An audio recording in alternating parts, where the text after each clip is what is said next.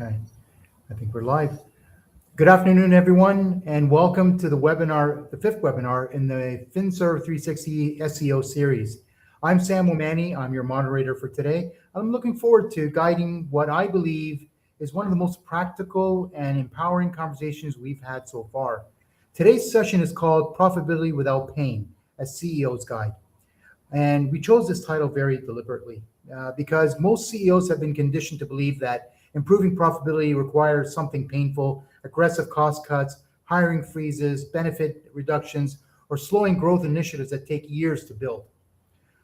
And what if that assumption is wrong? What if meaningful profit improvement doesn't require sacrifice at all? Instead, comes from finding the profits that already exist inside your business. In our work with CEOs across industries, we consistently see the same pattern. Leaders are focused on growing revenue, launching new initiatives, expanding into new markets, all while hidden costs quietly drain profits in the background. These costs don't show up as red flags. They're buried in complexity, in payments, logistics, healthcare, and vendor structures that were never designed for visibility. And here's the danger. When profits leak quietly, CEOs are forced to make decisions based on incomplete information. Growth feels harder than it should. Strategy feels riskier than it should, and confidence erodes. Not because leadership is failing, but because clarity is missing. Now, that's exactly why FinServe360 exists, to help CEOs uncover hidden profit, simplify complexity, and improve margins without disruptive layoffs or risk. I'm joined today by Colin Strong, founder and CEO of FinServe360. Hey, Colin, nice to have you here. Thank you again, Sam. Colin has built his career helping CEOs and CFOs unlock profitability by shining a light on costs most companies never examine closely. Under his leadership, FinServe360 has helped organizations recover millions in hidden profit, proving that profitability doesn't come from pain, it comes from precision. Again, Colin, it's great to have you with us. And I think over the next 20 minutes, we'll explore 4 challenges CEOs face when profitability feels elusive, and how uncovering hidden costs can restore margins, flexibility, and confidence. Okay, so let's dive in. So the first question I have for you, Colin, is why do CEOs overemphasize revenue growth when profits are leaking? Yeah, I think a lot of the CEOs are really conditioned to believe, most of the growth and scale solves a lot of problems. But when margins tighten, I think the instinct is really to drive more revenue. That expanding markets, launching initiatives. I mean, they're grabbing at straws, trying to increase greater demands from the sales team and their leaders. And, at the end of the day, if hidden costs are leaking quietly in the background, growth becomes a little bit more difficult than I think it really needs to be. So we're always told to work smarter, not harder, right? Yeah. And in that case, I would say take action on that philosophy and don't just talk about it. One of the things that I've thought about is that the danger of chasing a lot of top line growth without actually fixing some of those costs is that you're actually scaling inefficiently. Because every new dollar of revenue that passes through a system that's already leaking isn't ideal. So that means more complexity, more stress, offer thinning margins depending on the higher sales volume. And that dollar is just not being stretched really as far as it could be or should be. So in many cases, finding a lot of those hidden profits actually is the fastest form of growth. When you recover profit that already exists inside of your business, that increases those margins immediately, again, without adding risk, without adding overhead or either, other operational strains. I see. So what's the danger of chasing top line growth without fixing costs?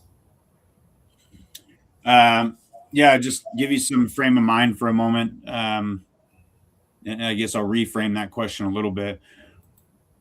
Those that are on this webinar, as a CEO or CFO, do you truly understand what a dollar in profit versus revenue means for your organization?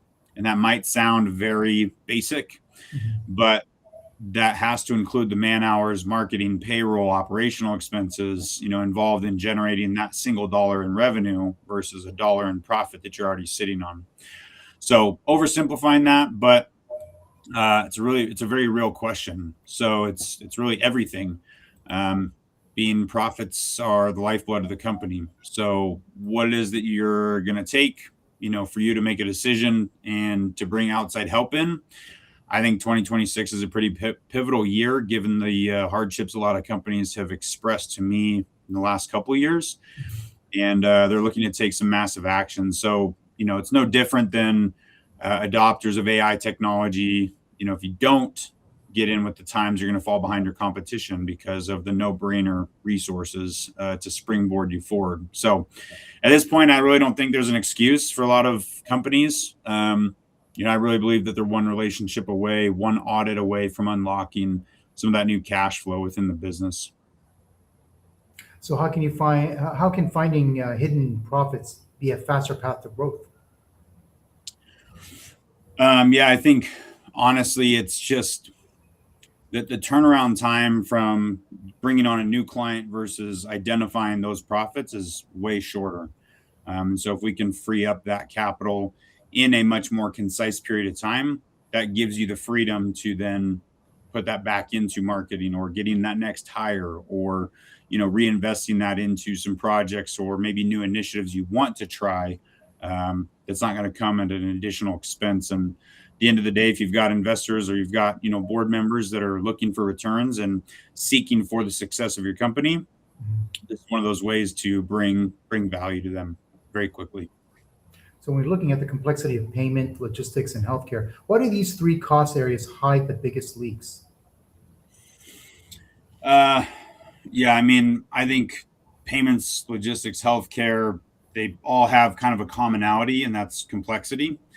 I think operationally they're essential, but financially, maybe opaque is a great word in my experience.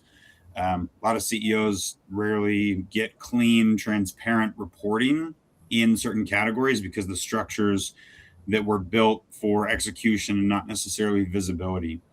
So I think there's a lot larger tasks at hand, and those are often delegated to other C-suite executives, HR, director level functions, which leaves a gap that we have to bridge with that communication. And so those areas in particular, I think, hide the biggest leaks because fees are layered, contracts are more technical, there's other adjustments that happen quietly over time, and nothing really looks broken on the surface. But you let that ride for months or years, those small inefficiencies actually compound into some pretty meaningful margin and erosion of that. So for me, I would say the key isn't disruption, it's simplification. So when a lot of those systems are reviewed strategically, they need to be cleaned up without changing how the business operates day to day. I really think that's where the CEOs and their counterparts, recovers profit without friction or layoffs or other internal chaos that may come from that. So, what more could you ask for? All right. Yeah. What are the red flags that complexity is costing too much? I think there's, like, I answered a little bit of that, but I think, they just need to reach out for help.